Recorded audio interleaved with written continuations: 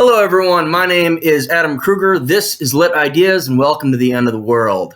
For any of you who have watched any of my videos before or have followed me on my Facebook author page, you might be wondering, Adam, what the fuck have you been up to? And the answer is complicated, but I suppose you could boil it down to one simple sentence. And that was, for a very long time, almost a year, I simply preferred not to. Now, you might be asking, well, what the hell does that mean? You prefer not to. That sounds like something some adult would say right before he gets fired. But that's the thing. It's a reference to Bartleby the Scrivener, which, if you didn't pay attention to any of your early-level collegiate English classes, you probably have forgotten about. But basically, it's Office Space. It's almost a 20th century adaptation of a 19th century short story. Interestingly enough, relatively early on in the short story format. And it's by a guy named Herman Melville, which you probably know is the author of Moby Dick, a literary genius. And you might expect this to be a work of genius as well, but, well, some would say it is. I certainly would say it isn't. Some of the main ideas that were taken to it, which were more or less applied to Office Space, I don't know if the creator of that intended on it, but the themes are definitely present. Basically, Bartleby the Scrivener is about a guy named Bartleby, shocker, I know, who happens to be a Scrivener. I know, it keeps getting better, believe me. And he works for Wall Street. Subtitle of the thing is called Story of Wall Street. And he's a good worker at first, and he's working for this judge as this, copy editor, Scrivener guy. And at some point, he just says, you know what, I prefer not to, every time he's asked to do anything. But he says it in such a polite, friendly, non-confrontational way. The boss is just like, well, this guy prefers not to. What am I going to do? I don't know. I guess I'll just keep him on. I mean, it's kind of a dick move for me to fire him. After all, he just simply prefers not to. And it goes on like that a little bit. And it does, in fact, escalate. And there's numerous kind of weird interpretations of it that you can catch online, which are interesting more or less if you really want to get into that kind of thing. But the main point is just, going by this civil disobedience, passive-aggressive way of just, becoming kind of Zen-like, Buddhist-like in a setting which doesn't accept that. But there's something admirable in it as well, which I think taps into something really interesting from the American character, which is, we have all of these rules, and you're supposed to follow them, but sometimes you succeed by not following the rules, and sometimes you're admired by not following the rules, and sometimes you just get by from not following the rules, and you can kind of range the gamut from, Jay-Z to the Great Gatsby to Donald Trump, so there's good and bad within the whole thing. But ultimately, it doesn't end up that great for Bartleby as it does for the protagonist in Office Space. If you haven't seen the movie, go see the movie.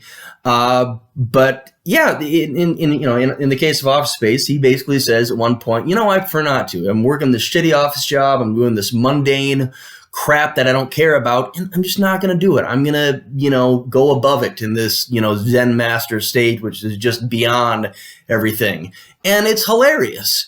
And it works to some extent. Everyone's like, well, he prefers not to, might as well keep him the job. He's got character. He's doing his own thing. He's got moxie, and it's great. And it's way funnier. It's a much better satire of those kind of themes. And yeah, I think it's a lot more relatable to anyone trying to, understand anything about, the workplace and the daily grind of it and the monotony of it and, the free-spirited wonderfulness that you get from rebelling and saying, you know what, I prefer not to. Now, you may ask where I'm going with this. And it's kind of twofold. For one, to explain my absence from this channel and my author page, a little bit about my personal life and where I've been.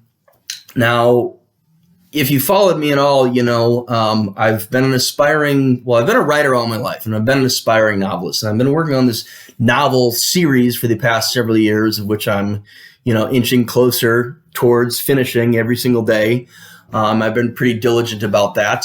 And I'm really excited about the whole damn thing. And beyond that, I have a background as an English teacher, which I'm no longer doing for other, basically I got sick of it. Basically, I said I prefer not to. At some point, I just said, you know what, fuck this shit, and left.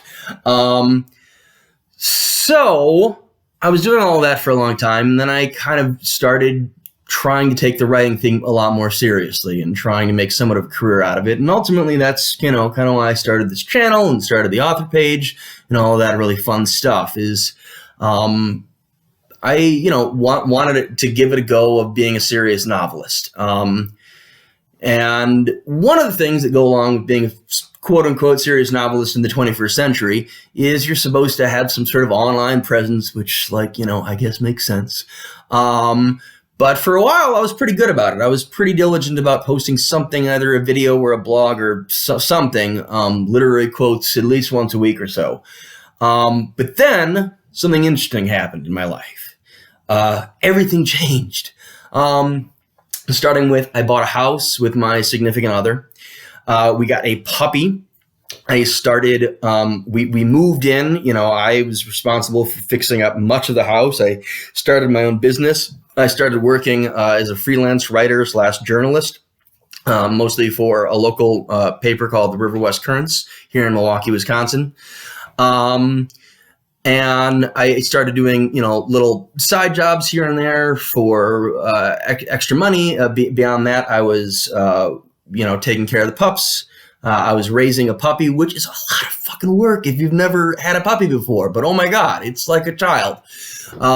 So that's kept me busy. But everything's been good. I've been writing. I've been making money. I've been my own boss. I haven't had to, get up at 5:30 every morning to go to work and deal with a bunch of teenagers and principals who don't know what the fuck they're talking about anything. Oh my God, that's another story. But ultimately, I just got really busy and I said, you know what? I know that to be a successful author in the 21st century, silly timelines, you're supposed to do videos and your blogs and yada, yada, yada. But you know what I said at a certain point? I said I prefer not to, and I didn't, and it was great. And I started getting a lot more writing done on my actual book and taking care of my business and taking care of the house, building that up, training the dogs, taking care of all of that, keeping the lady friend happy as best I could. And I just said I prefer not to. And for a long time, it really worked out quite well. And to be honest, I didn't miss it that much. The big thing about me about wanting to be an author is wanting to be an author. I want to just write. I want to write novels. I want to work on the craft. I want to study that kind of stuff. I'm not the kind of person who wants to, have this online presence just so it's like, oh, look at me. Aren't I special? I don't really feel that way. And anyways, I know I'm kind of rambling. But eventually something happened that kind of made me say, well, maybe I could go back to that. Maybe I could have put a little bit more effort into this kind of thing. And you know what it was? It just happened to be the end of the fucking world. I don't know if you've looked around or read the news or anything. You might be living under a rock, who knows? But the plague is going on, so there's that. And I've had a lot more downtime on my hands because everything has shut down.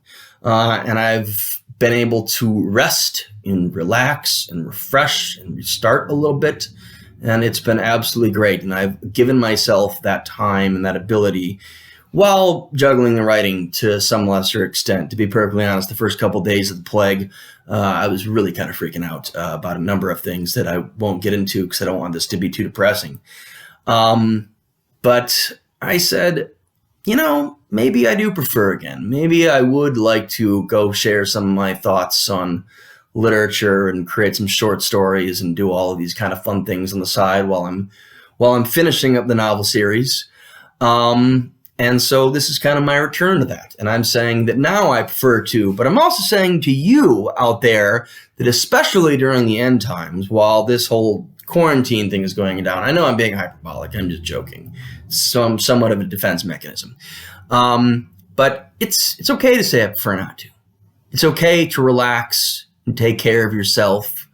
And, self-care, as much as that word is vastly overused, I think right now, every time people say it, there's part of me that kind of is like, oh, God, okay, yeah, whatever. I'm rolling my eyes. But, it is important. It's also important to not use that as an excuse to just be lazy and do nothing with your life. But I think during times like this in particular, it's okay to stop and reset and reflect and think about your life and the world around you and to just breathe.